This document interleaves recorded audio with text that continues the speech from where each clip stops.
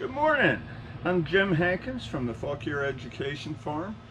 Today we're going to be talking about something, it's right here at the 1st of February, and it is time to start planting a lot of seed trays.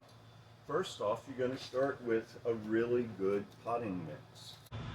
Don't cut corners on the type of soil that you're using. Spend some extra money on it. It's worth it. Seeds to germinate are typically going to need the right temperature. We're in a heated greenhouse. You can use a sunny window in your house if you've got a lot of sun. You can use grow lights, but you need an awful lot of light. If you're doing artificial grow lights, more is better. Drainage, you want to get plenty of water. You want to keep the soil moist, but you don't want to drown these seeds. So, we use bottoms for our trays that are either like this, the net type, or these trays, which are more solid, but it's still got holes in under it. These little seedlings will need air around their roots. If you are leaving them in standing water for more than 10 or 15 minutes, you're going to start drowning your plants. Filling up seed trays is just super easy.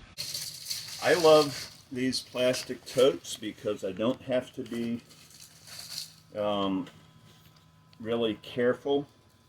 I can be messy. I'm going to put in a lot of soil.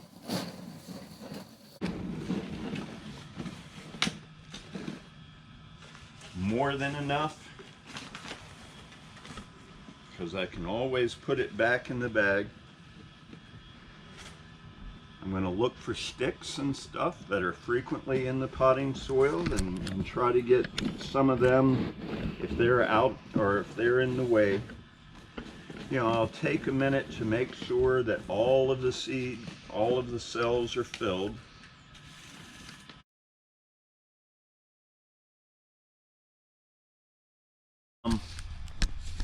This time of year, in the early spring, it's tough because mainly what we're planting are called brassicas. That's the whole cabbage, broccoli, cauliflower, kale family. And what is tough about that is that these are very, very small little seeds. And they're round.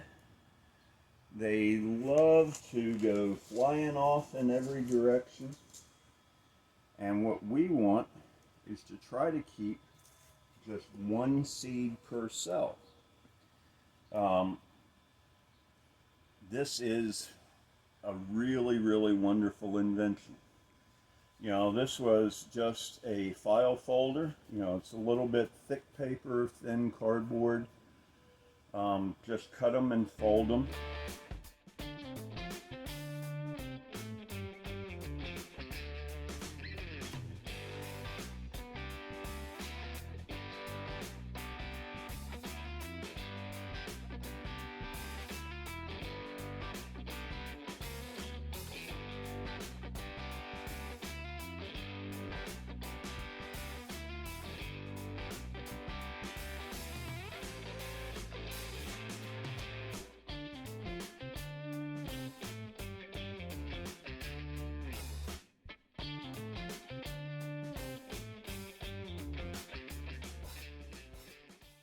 And the seed companies have found that lettuce seed is even smaller than those kale seeds. So they end up covering it with a little bit of clay. This is called pelleted seeds, and boy, it makes things a whole lot easier. I don't even have to bother with my little piece of paper. I can just put them right on top of the soil. And then what I do with these guys, the pelleted seed, since I didn't make that little divot, is I just take my finger and again I'm pushing it down not even to the first knuckle on my hand, on my finger. Just push it down a little bit. Pelleted seeds make this so easy.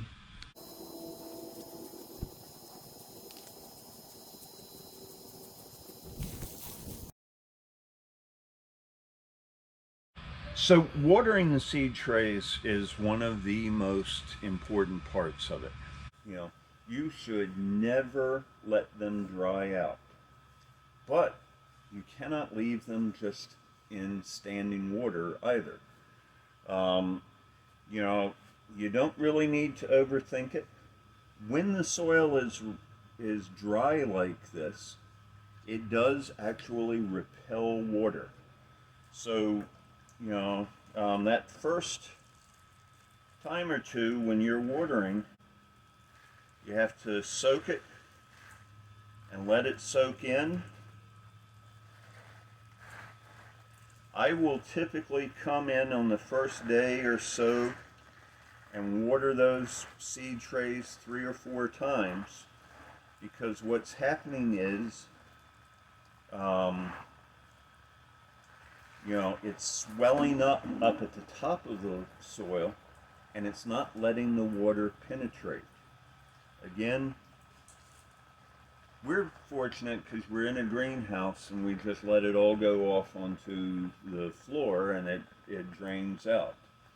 If you're at home and you've got it in a tub or a tray or something, that's fine, as long as you've got your seed trays up a little bit so that it's not sitting in water. And just watering from the top,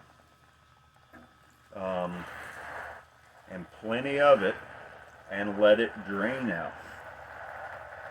You're going to need to water at least once a day. During the middle of the summer, if you've got plants and seed trays, you've got to water at least 3 or 4 times a day. It just dries out really quickly. This time of year in February, even in a heated greenhouse, we're fortunate that it doesn't dry out really quickly. There's one more thing I want to talk about, and that's putting a tag on this so that we remember what it is. It's worth it to invest in, some seed tags, and, just stick them right on down in there.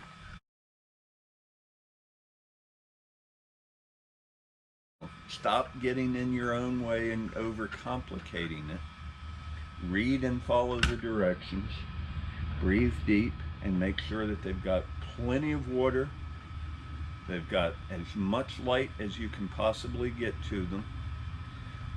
You are going to need to have the right temperature for them to germinate. And again, that information is on that top secret location on the back of the seed pack.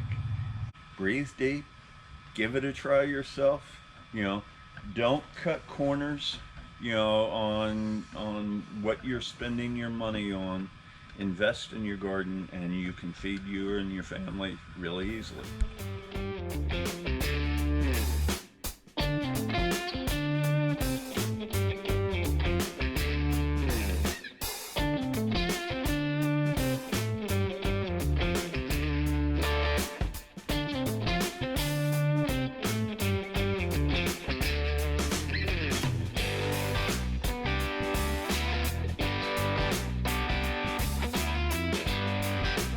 This stuff really wants to grow.